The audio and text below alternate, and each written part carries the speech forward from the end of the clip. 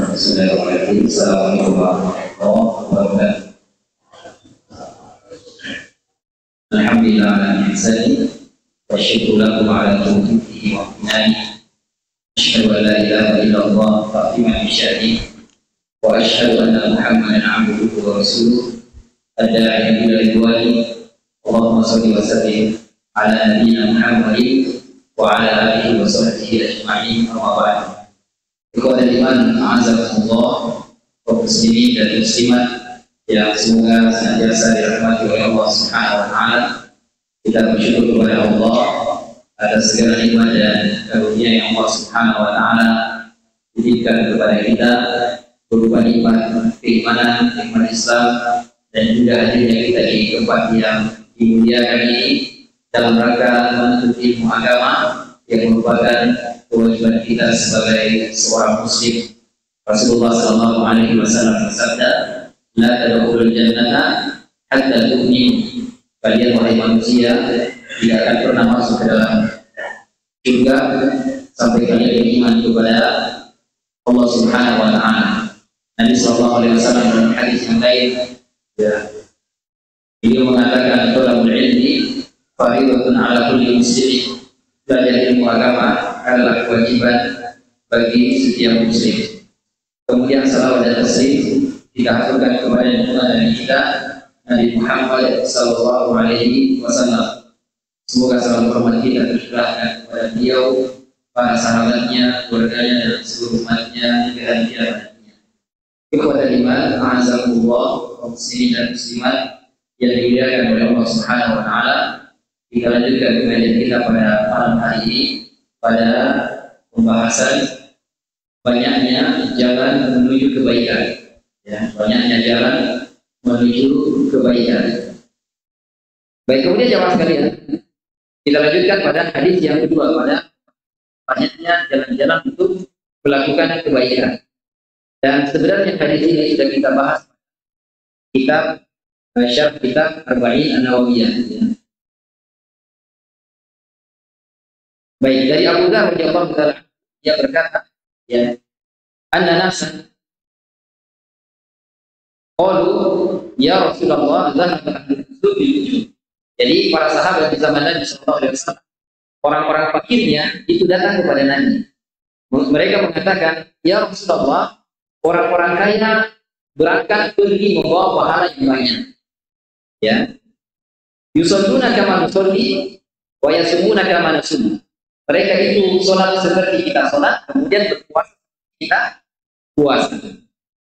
Tapi yang ketiga ini tidak bisa kami lakukan, yaitu mereka bersedekah dengan kelebihan harta mereka.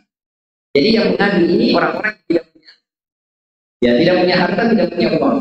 Mereka mengatakan orang kaya sholat seperti mereka sholat, mereka puasa seperti mereka puasa. Ketika orang kaya ini bersedekah, maka orang-orang fakir ini tidak bisa. Nah ini yang diadukan kepada yang mereka bertanya, ada amanahnya?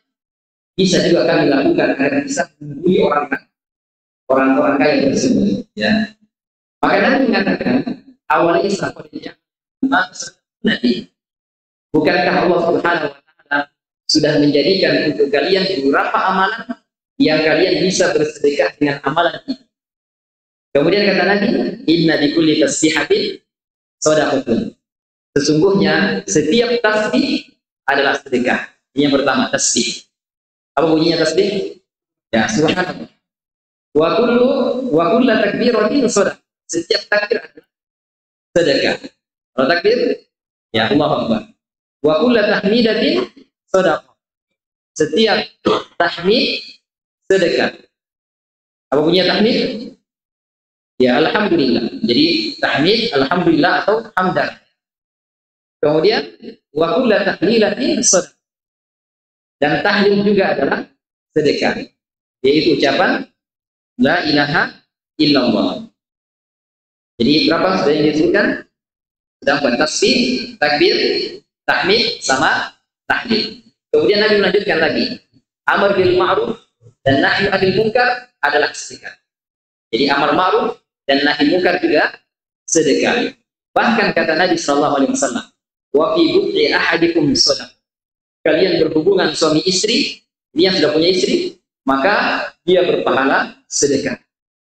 Jadi berapa totalnya? 6 atau 7? Yang pertama tadi apa? Tasbih. Yang kedua, takbir. Yang ketiga, tahmid. Yang keempat, tahlil. Yang kelima, amal ma'ruf nahi munkar. Yang keenam, berhubungan suami istri, ya. Berarti 6, ya. Berhubungan suami istri, maka dia bernilai sedekah di jalan Allah Subhanahu wa Ta'ala. Nah, ternyata yang penasaran dan juga heran, masa hubungan suami istri sedekah? Dan begitu. Maka dia meminta fatwa, pertanyaan atau jawaban dari Nabi SAW. Masa hubungan suami istri sedekah? Kata Nabi SAW, bukankah kalau dia meletakkan syahwatnya pada hal yang diharamkan, maka dia juga berdosa? Kata sahabat, dia berdosa kalau dia taruh di tempat yang haram. Kata Nabi SAW, begitu juga kalau dia taruh di tempat yang halal, maka dia bernilai pahala. Jadi ini benar dia sekalian. Ini namanya kias, ya. Ini namanya kias. Jadi Nabi mengkiaskan kias terbalik namanya, ya. Ini halal seperti ini haram seperti ini. Kalau dia melakukan di haram, ya, maka diganjar dosa. Maka kalau dia lakukan yang berpahala, ya, yang baik, maka diganjar pahala oleh Allah Subhanahu wa Ta'ala. Jadi ini namanya kias, namanya apes, kias terbalik. Baik, ikhwatal iman azakumullah. Ini akan kita bahas sama sekalian terkait masalah sedekah. Kata Syekh Utsaimin rahimahullahu taala, "Fanzuru ila al-imam al-'alim min as-sahabah radhiyallahu ta'ala anhu." Ya, yaqiduna ikhwanahum bima an'ama Allahu 'alaihim min al-amwal allati yatasaddaquna biha wa ya'tikuna minha. Jadi para sahabat itu semangat sekali dalam mengerjakan amalan-amalan akhirat. Dan mereka itu gibtohnya. Gibtoh itu apa? Kalau bahasa ininya sudah hasadnya dengan sahabat yang lain terkait masalah amalan itu tinggi sekali. Maksudnya dia ingin seperti sahabat tersebut. Jadi ada namanya gibtoh, ada namanya hasad. Ini beda ya sekalian, ya. Jadi ada namanya gibtoh, ada namanya hasad. Kalau hasad, orang mengharapkan seperti yang dimiliki orang lain, sekaligus berharap juga nikmat itu hilang darinya. Itu namanya apa? Ya, hasad. Ya, jadi orang itu berharap nikmat seperti yang dimiliki saudaranya, tapi dia juga berharap nikmat itu hilang dari orang tersebut. Itu namanya hasad. Kalau itu, dia berharap seperti temannya tersebut, tanpa berharap nikmat itu hilang darinya. Paham di sini, ya? Ya, sama-sama nikmat, cuma yang satunya dia berharap hilang, yang satunya tidak. Itu namanya hasad, dan itu namanya ghibthah, ya. Nah, para sahabat Nabi sallallahu alaihi wasallam, kata beliau, yang biduna ikhwanahum, mereka sangat berharap seperti apa yang dimiliki saudara mereka, yaitu mereka punya harta kemudian bersedekah di jalan Allah Subhanahu wa Ta'ala, ya. Laisu yaqulun, ya. Jadi kata beliau, mereka tidak mengatakan sahabat-sahabat yang fakir ini, ya, kepada orang-orang yang memiliki harta yang banyak, mereka bisa mengendarai, ya, kendaraan yang mewah. Mereka bisa tinggal di istana yang kokoh. Wa yalbisuna thiyab al-jamilah. Mereka juga menggunakan pakaian yang bagus, yang cantik. Jadi bukan begitu yang dibahas oleh sahabat-sahabat yang fakir ini, tapi yang dibahas, subhanallah, coba lihat sahabat Nabi yang mereka punya harta kemudian disedekahkan di jalan Allah Subhanahu wa Ta'ala, sehingga mereka mendapatkan pahala yang besar di sisi Allah Subhanahu wa Ta'ala. Kata beliau, li'annahum qaumun yuriduna ma huwa khair wa abqa wa huwa al-akhir. Jadi para sahabat yang fakir ini, mereka ghibthah kepada orang yang punya harta karena mereka mengharapkan yang jauh lebih baik daripada dunia, yaitu akhirat. Allah mengatakan, bal tu'siruna al-hayata dunya wal akhiratu khairun wa abqa. Ya, bal tu'siruna al-hayata dunya wal akhiratu khairun wa abqa. Bahkan kalian lebih mengutamakan dunia, padahal akhirat itu lebih baik dan lebih kekal, ya. Bahkan Allah Subhanahu wa taala juga berkata kepada Nabi sallallahu alaihi wasallam, "Walal akhiratu khairul laka minal ula." Kehidupan akhirat itu jauh lebih baik daripada kehidupan dunia. Subhanallah, ya. Jadi ini gibtohnya para sahabat. Hasadnya para sahabat yaitu mereka ingin seperti sahabat yang lain yang bisa menginfakkan harta mereka di jalan Allah Subhanahu wa taala. Di hadis yang lain jamaah sekalian, Nabi mengatakan la hasada illa fitnatain. Tidak boleh hasad. Jadi maksud di sini adalah apa? Gibto. Ya, tidak boleh gibto kecuali pada dua keadaan. Yang pertama, rajulun atahu Allahu malan. Orang yang diberikan harta, kemudian dengan harta tersebut dia habiskan di jalan Allah Subhanahu wa taala. Kalau ada orang seperti ini, kita boleh apa namanya tadi? Ya gitu. Hasad ini lebih mudah dipahami. Ya, hasad dalam artian tidak mengharapkan nikmat tersebut hilang darinya, kan begitu. Ya. Nah, orang seperti ini boleh dihasad. Ini seperti itu juga. Ya. Yang kedua, rajulun atahu Allahu hikmah. Orang yang diberi oleh Allah Subhanahu wa taala hikmah, yaitu ilmu. Kemudian dia beramal dengan ilmu tersebut. Maka sama juga. Saya ingin seperti orang tersebut, ya. Kemudian bisa beramal dengan ilmu yang Allah Subhanahu wa taala berikan. Jadi dua ya. Yang pertama tadi apa? Dalam masalah apa? Masalah harta. Kemudian yang kedua, masalah ilmu, ya. Ini pengecualian. Adapun di dunia jamaah sekalian, maka ini tidak ada habisnya. Ya, tidak boleh orang gitu dalam masalah dunia, ya. Kecuali kalau digunakan di jalan Allah Subhanahu wa taala. Dan ada orang punya satu rumah tingkat 3 misalnya. Katanya dia juga mau punya rumah tingkat 3, ya. Tingkat apa? Dia juga berharap di atasnya. Nah, ini bukan gitu namanya, ini dilarang ya. Baik, ikhwatul iman azakumullah. Ya. Jadi faedah yang pertama, semangat para sahabat mengejar akhirat, ya, mengejar akhirat. Sebagaimana hadis yang disampaikan tadi terkait masalah pertanyaan para sahabat untuk mendapatkan yang semisal dengan yang dimiliki oleh orang yang kaya. Kemudian jamaah sekalian disebutkan oleh Nabi SAW beberapa amalan yang bernilai sedekah. Ya, yang pertama apa tadi? Tasbih. Yang kedua, takbir, tahlil, tahmid, kemudian tahlil, kemudian amar ma'ruf, nahi mungkar, ya, dan nahi mungkar. Nahi artinya yang melarang. Jadi amar ma'ruf, nahi mungkar. Kemudian yang keberapa ini? Yang keenam, ya, hubungan suami istri. Jadi tasbih subhanallah, takbir alhamdulillah, tahmid alhamdulillah, tahlil, ya, la ilaha illallah, kemudian amar ma'ruf nahi munkar, dan yang terakhir hubungan suami istri. Jadi para jamaah yang sudah menikah, hubungan suami istri itu bernilai pahala yang besar di sisi Allah Subhanahu wa taala. Baik jamaah yang dimuliakan oleh Allah. Selanjutnya, Syekh Utsaimin menjelaskan lebih rinci yang ini. Yang masalah amar ma'ruf nahi munkar. Ya. Karena yang ini sudah kita bahas jamaah sekalian terkait masalah tasbih, takbir, tahmid, dan tahlil. Sekarang yang amar ma'ruf nahi munkar. Beliau rahimahullahu taala mengatakan, adapun syarat amar ma'ruf nahi munkar yang pertama, ayyakuna al-amir an-nahi 'aliman bi hukmi syar'i. Orang yang melakukan amar ma'ruf nahi munkar harus mengetahui hukumnya dulu. Ya. Jadi yang pertama harus berilmu. Harus berilmu. Dia harus tahu kalau ini dilarang, dia tahu oh ini dilarang.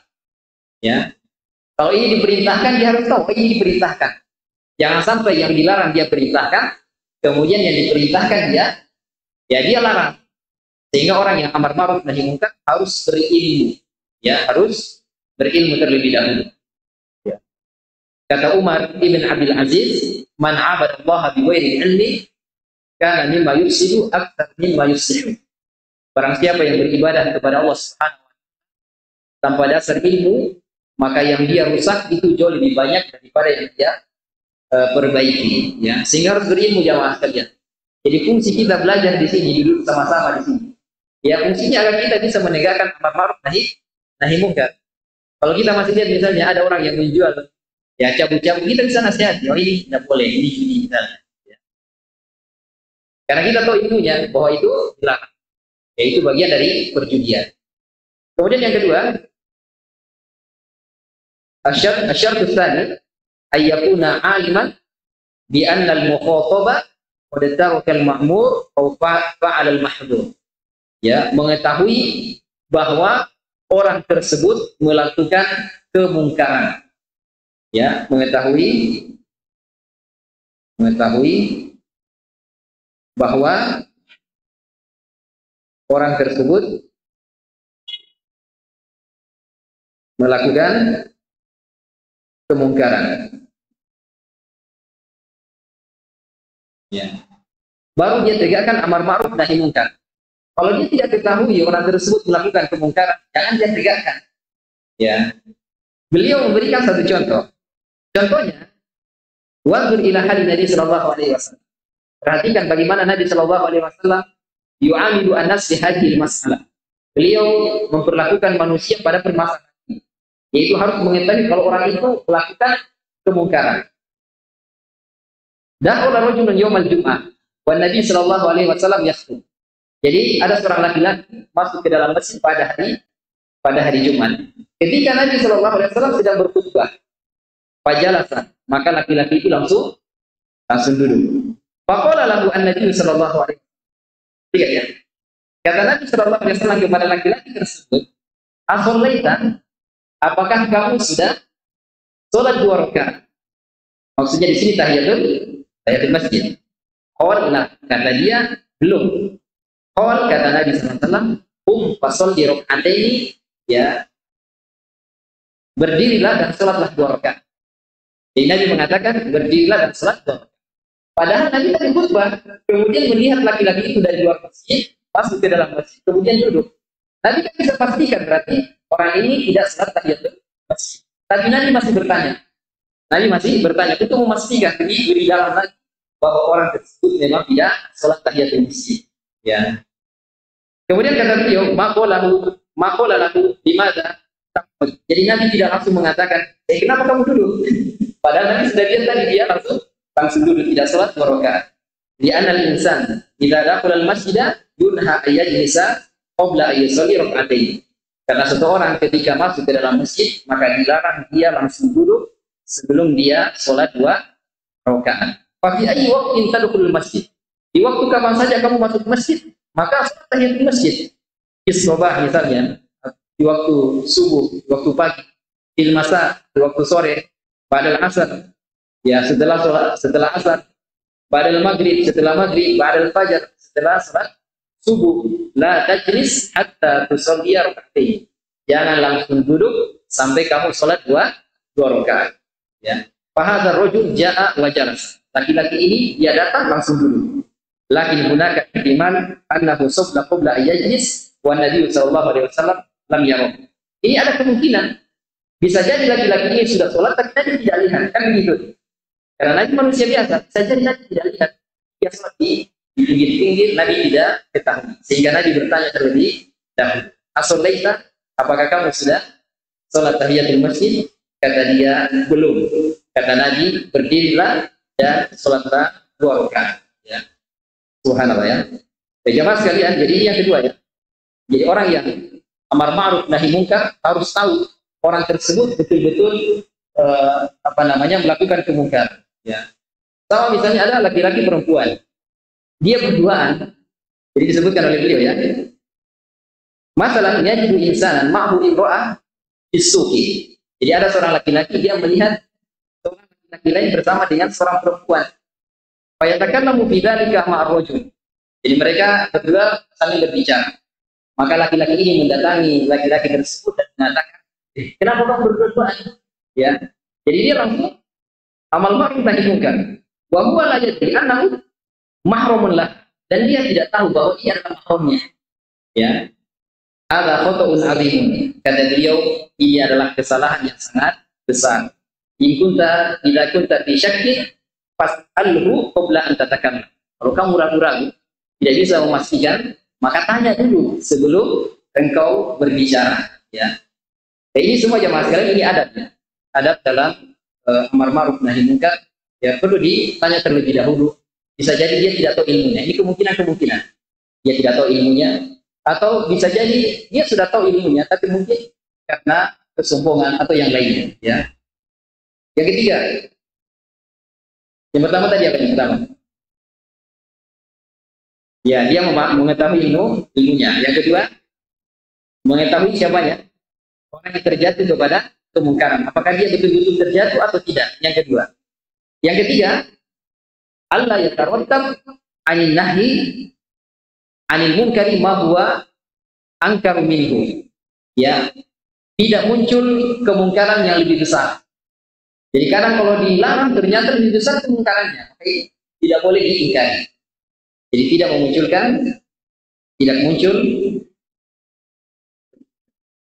kemungkaran yang lebih besar. Yang lebih besar.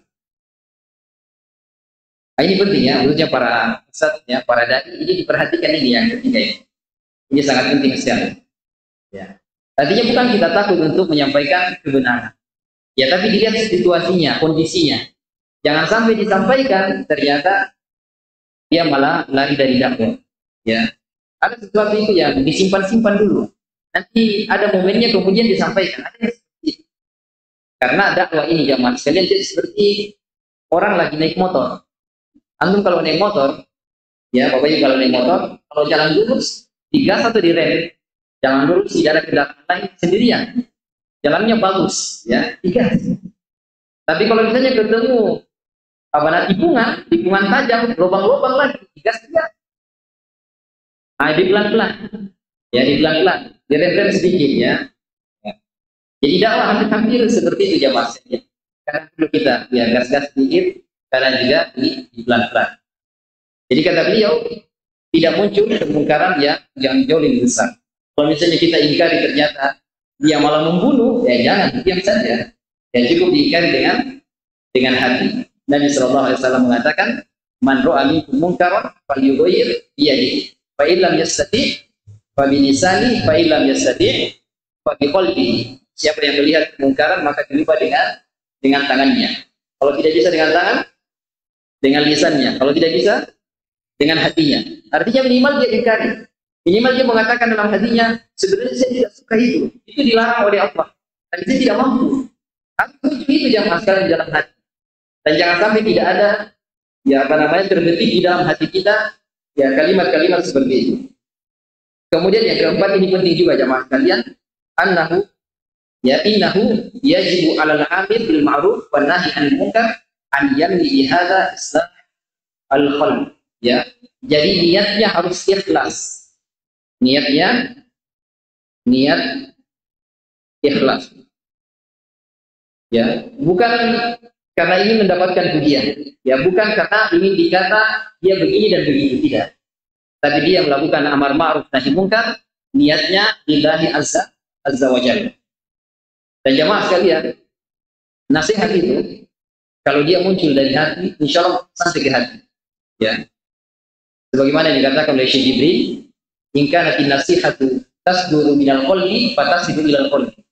Nasihat itu kalau dia muncul dari hati, maka dia akan sampai ke dalam hati. Tapi kalau nasihat itu muncul dari lisan, dari kemarahan, ya maka dia hanya sampai di telinga saja. Maka muncullah istilah jamaah sekalian, masuk di telinga kanan, kemudian keluar dari telinga kiri. Mungkin karena kurangnya keikhlasan di dalam menasihati. Baik, ini 4 jamaah sekalian terkait masalah adab al-amru bil ma'ruf wan nahyu 'anil munkar. Yang pertama harus berilmu, kemudian yang kedua mengetahui keadaan orang yang terjatuh kepada kemungkaran. Kemudian yang ketiga, tidak muncul kemungkaran yang jauh lebih besar, ya. Ada orang misalnya minum obat, dia bersakobat. Kalau dilarang, dia datangi perempuan-perempuan, kemudian dia perkosa. Maka dia mengganjarkan mereka untuk minum khamar. Dan ini dilakukan oleh Syekhul Islam Ibnu Taimiyah ketika menemui orang-orang Tartar, ya, pasukan Tartar, mereka mabuk-mabukan. Kemudian muridnya mengatakan, dia imam, ya, wahai imam, kenapa tidak dilarang? Kata Syekhul Islam Ibnu Taimiyah, kalau saya larang, nanti mereka akan mendatangi rumahnya kaum muslimin dan memperkosa kaum muslimatnya. Dan itu lebih parah, ya, lebih parah. Jamaah yang dimuliakan oleh Allah. Kemudian yang keempat tadi, ya ikhlas, ya ikhlas ketika amar ma'ruf nahi munkar. Selanjutnya, wa fi hadis Abi Dzar Al-Ghifari radhiyallahu taala anhu tanbihun ala ma yusammihi al-fuqaha qiyasul aksi. Jadi kita sekarang membahas tentang masalah qiyas aks, qiyas yang terbalik, ya, yang terbalik. Seperti tadi, kalau dia taruh di haram, maka kalau dia letakkan di halal, maka nilainya pahala. Ini pahala. Ini nilainya ya dosa. Ya. Sama dengan para jamaah, ya, para bapak-bapak ini. Bapak-bapak kalau misalnya cari nafkah yang haram, yang dengan cara korupsi misalnya, maka dinilai apa? Dosa, kan begitu. Nah, kalau dia cari harta yang halal, maka dinilai pahala. Ini namanya qiyas aks, qiyas yang terbalik. Apa contoh lain? Atau cari contoh lainnya, banyak qiyas aks itu, ya. Qiyas aks, qiyas yang terbaliknya. Kata beliau, di anal qiyasa anwa'. Qiyas itu bermacam-macam. Ada namanya qiyas illah. Qiyas yang sesuai dengan hukumnya. Ya, sesuai dengan alasan hukumnya. Kemudian ada qiyas dalal, ada qiyas syubhat, ada qiyas aks, dan seterusnya. Jadi qiyas ini jamaah sekalian di antara sumber hukum Islam. Karena sumber hukum Islam ada berapa? Ada 6. Ya, yang disepakati berapa? Yang pertama Al-Qur'an. Al-Qur'an. Kemudian yang kedua hadis, yang ketiga ijma, yang keempat qiyas. Ya, ini yang disepakati jamaah sekalian. Ada tambahannya tapi dia tidak disepakati. Ya, baik. Nah, qiyas itu bahasanya qiyas. Qiyas itu analogi, ya, analogi. Ya, logika itu menyamakan, dibersamakan yang tadi. Qiyas syubhah ini. Jadi dipersamakan. Misalnya sesuatu yang ada saat ini tapi tidak ada di zaman Nabi Shallallahu Alaihi Wasallam dan belum diketahui hukumnya seperti apa. Misalnya apa? Misalnya menyampai.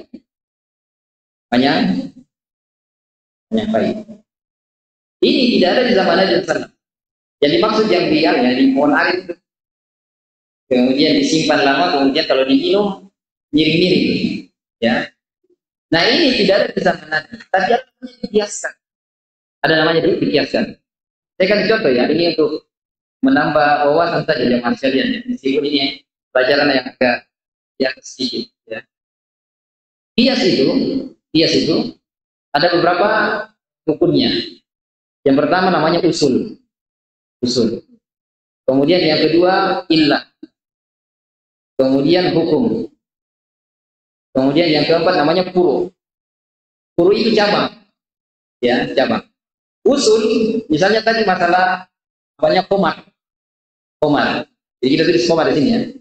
Jadi khamar itu umumnya bisa mencakup yang ada sekarang yang banyak itu, atau di zaman Nabi biasanya mereka buat dari ya anggur, kemudian diperas, kemudian disimpan lama. Jadi perasan anggur, ya, perasan anggur. Ya, ilahnya jamaah sekalian, kenapa ini diharamkan di zaman Nabi yang perasan anggur ini atau perasan kurma? Ya, karena dia apa? Memabukkan. Itu memabukkan. Karena dia memabukkan, maka dia masuk kepada khamar. Ya, kata Nabi Shallallahu Alaihi Wasallam, kullu muskirin khamrun. Setiap yang muskir, yang memabukkan, maka disebut dengan khamar. Wa kullu khamrin haramun. Dan setiap yang khamar, maka dia hukumnya haram. Itu dalilnya ya. Jadi harus ada dalilnya dulu. Ya. Kemudian yang hukumnya, maka dia hukumnya haram. Nah, sekarang muncul furu'nya. Furu'nya apa tadi? Kita sebutkan? Oh ini, manyang pai. Apa bahasa Indonesia-nya? Tua. Ah, tua manis atau tua? Tua pahit ya. Tua pahit. Nah, dilihat ya mas sekali, ini furu'nya ya. Ini yang kita mau cari hukumnya. Ya, hukumnya. Ilahnya dulu. Ilah tadi apa? Ilah artinya apa tadi? Ya, ilah artinya alasannya ya, alasan hukum. Ilah. Nah, ilahnya jamaah sekalian, tuak ini apa? Memabukkan. Maka hukumnya, ya, haram.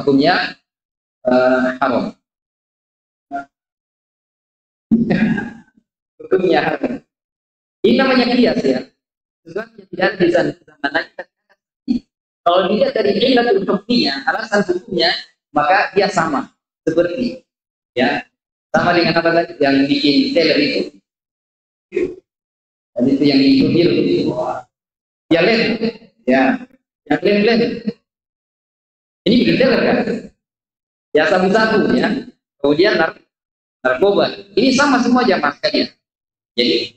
Jadi usulnya semuanya adalah koma. Ini semua usulnya sesuatu yang memabukkan, ya. Kemudian cabangnya itu semua di bawah. Ini namanya qiyas, ya. Dan qiyas itu ya termasuk dalam sumber hukum Islam. Adapun ijma banyak. Ya. Ada ijma'nya para sahabat. Para sahabat semuanya sepakat bolehnya membukukan Al-Quran. Karena di zaman Nabi SAW tidak ada mushaf yang seperti ini ya saat ini. Kemudian mereka juga sepakat ya bolehnya untuk memberikan tanda baca. Karena kalau tidak dikasih tanda baca, seorang untuk membacanya. Dikasih saja tanda baca, orang masih bisa untuk membaca. Dan begitu. Ya. Ada orang dikasih baca misalnya begini. Dia masih salah, ya. Dia kadang baca yasa, bilang salah, kondisi, dia kalau tidak belajar tidak bisa ya. Sehingga dikasihlah tanda baca jamaah sekalian meluas. Maka banyak orang yang tidak bisa membaca tulisan Arab. Maka ini ijma kesepakatan para sahabat dan itu menjadi sumber hukum. Allah Ta'ala ala bisawab. Dan saya kira demikian yang sekalian. Semoga Allah Subhanahu wa Ta'ala memudahkan segala urusan kita, memberikan harta keluarga kita semuanya. Barakallahu fiikum. Assalamualaikum warahmatullahi wabarakatuh.